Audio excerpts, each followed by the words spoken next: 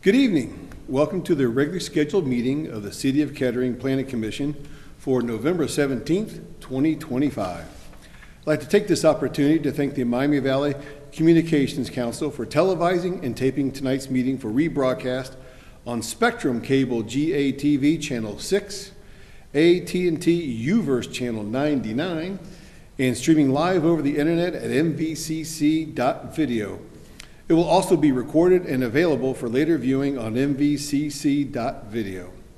Since this meeting is both audio and videotaped to form a complete record for the possible appeal to the City Council and/or the courts, it is important that anyone who wishes to address the Commission will need to come to the lectern, speak into the microphone, and give their name and address for the record. The Planning Commission is a voluntary, independent body appointed by Council, whose mission is to hear all bodies involved and subsequently make a motion to approve, deny, continue, or recommend the application. All action by the Commission can be appealed to City Council. Tonight with us on the meeting is, to my far left, we have Ken Lackey, Assistant Secretary. To my immediate left is Carol Fisher, Secretary. To my right is Vice Chair Ray Waskey, and to his right is Don Rethman, Commissioner. And with us tonight, City Planner Dave Roller. An excuse absent tonight is for Connie Gall, our recording secretary. All right, let's move into old business. And I don't believe we have any this evening. So we're going to move right into the new business. Tonight we have item number 1 as our zoning text amendment and amend section 1137.06.18 pertaining to surface parking lots, PC-25-015. And this will be a public hearing. Mr. Roller? Thank you, Mr. Urbis. Staff is proposing an amendment to the City of Kettering zoning code. As was just mentioned, the proposed amendment would introduce greater flexibility in regards to the establishment of standalone parking lots when they're located adjacent to commercial districts. Included in your packet was a listing of the proposed revisions to 1137.06.18 surface parking lots. There are 3 areas of revision. The first is basically a locational revision. It talks about where these things can be located. The second one corrects an error that we had from previous code. And then the third section is basically how we're going to approve access points. What we found when we were going back and looking through this particular code section was that if you had a access point that didn't go out onto the main street, then the answer was no. And sometimes that's not always the best case. So we started to take a look at this, and then we realized there were some other little tweaks that we'd like to do as we examine this. So to kind of get into that, we did do a review of those different sections. Again, I'm not going to go over the actual individual text because it was there in the packet, but I'll just summarize what each one of those things did. In 1137.06.18a, subsection A, again, it's a locational requirement. Basically what this does is it says this type of situation, when it's located somewhere, it's going to be along a major street. It's not going to be way back in a neighborhood. It's going to be along a major street. Now, the exact language says adjacent.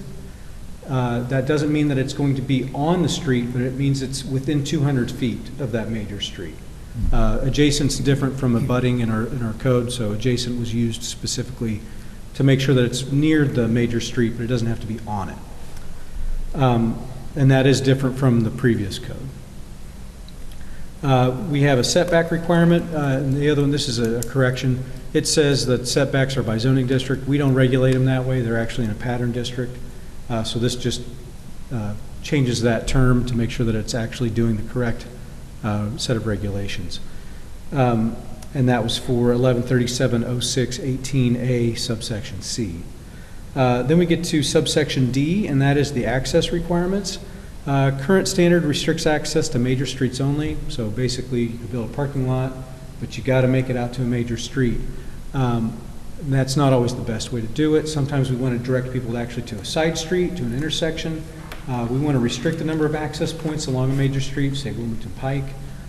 So what we wanted to do was make sure that we had good design and good traffic management principles, but yet balance that with the needs of the neighborhood. So we wanted to look at these case by case, and really those access points would be determined by the Planning Commission, so it would be by you. So the way that we do that is by going through a couple of different little set of factors that you would be weighing. And that would be, how big is this parking lot? How many parking spaces are in it? Is this 5 parking spaces, or is this, 70 parking spaces? That would definitely affect the number of cars going in and out of a neighborhood. How long of a non-residential street frontage do they have? If they have 500 or 600 feet, then putting an access onto that major street's not going to be a big deal. But if they only have 80 feet, then that's going to create some problems.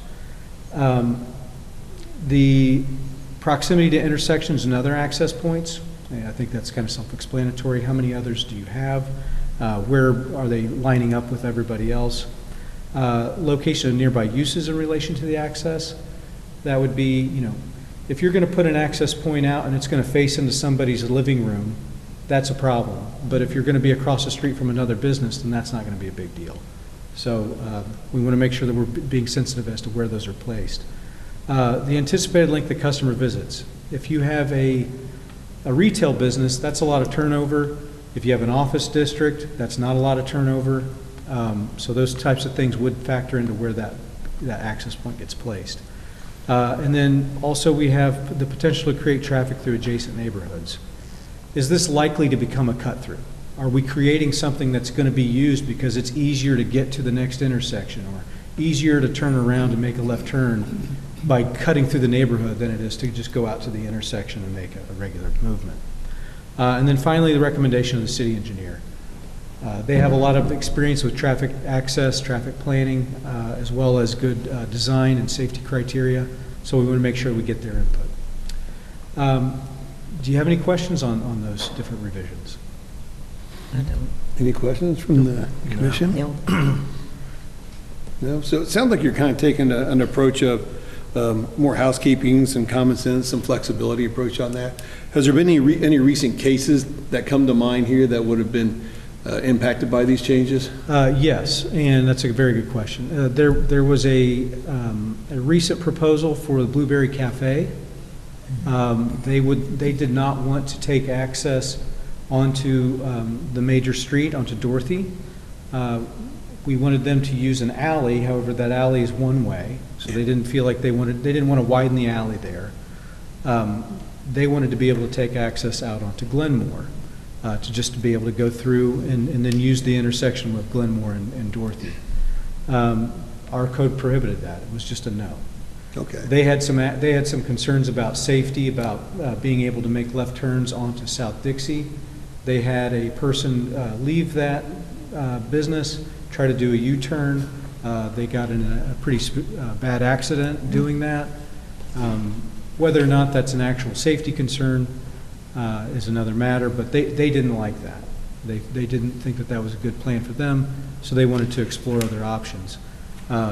Happens to be that this was something that we thought was a good idea, so we said, well, okay, we'll take it forward and see, put some brain power on it and see what we can come up with. And I think this is a good solution because it still brings it forward in a public meeting process.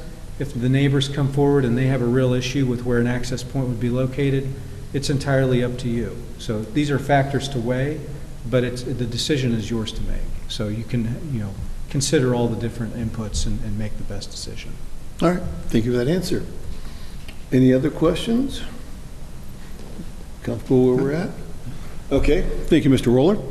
This is a public hearing, so we are open to anyone in the audience who would like to come down to the lectern and speak tonight on this case. You're more than welcome to.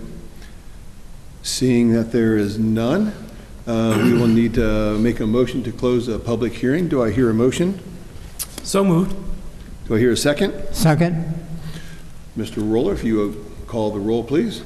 Yes, Mr. Rethman, Yes. Mr. Waske, Yes. Ms. Fisher, Yes. Mr. Lackey, Yes. Mr. Urbis. Yes.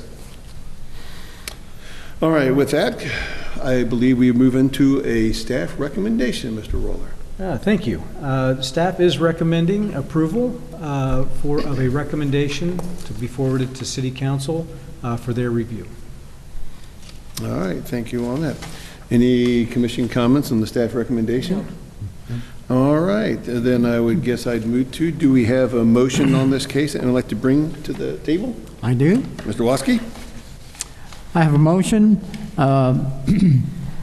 zoning code text amendment, whereas an application has been received from Thomas Robillard, Director of Planning and Development, City of Kettering, Ohio, requesting approval of zoning code text amendments to section 1137.06.18 of the City of Kettering zoning code, and whereas the Planning Commission has reviewed the facts surrounding this request, including an oral and written report by city staff, which is incorporated herein, and held a hearing on November 17th, 2025. And whereas this request constitutes approval of a recommendation to City Council to amend Section 1137.06.18 of the City of Kettering zoning code as presented by staff with their staff report and oral presentation. And whereas the Planning Commission adopts the finding of fact presented by staff in their staff report, which is incorporated into this motion. I move that the applicant's request for a recommendation to City Council for approval of zoning code text amendments to section 1137.06.18 of the City of Kettering zoning code be approved. Thank you, Mr. Waske. Do I have a second on the red motion? Second. Second. Any comments on this motion? Maybe. Okay. Mr. Rethman? We're saying that these, okay, so it's the recommendation.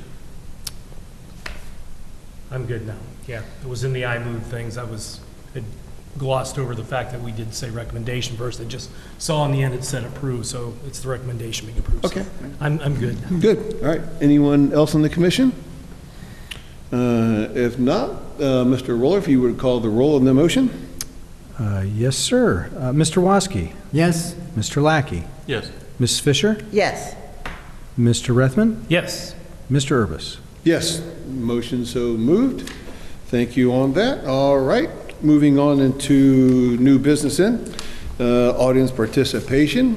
Seeing there's no one here today, we will move on from that. Other business, Mr. Roller, any signing of plats tonight? We do not. Thank you, Mr. Urbis and Ms. Fisher, for making time to come in and sign that plat for the applicant. They had a mistake on theirs, and so being able to get that processed quickly and back to them was very, very good. So thank you so much for coming in and doing that. No problem. You're more than welcome. All right. Any communications and reports from staff tonight? None this evening. All right. Do we have any planning commission comments tonight? I have none. No. Nope. All right. With that being said, the time now is 7:13. I call the November 17th, 2025 Planning Commission of City of Kettering adjourned. Thank you very much. Thank you, sir.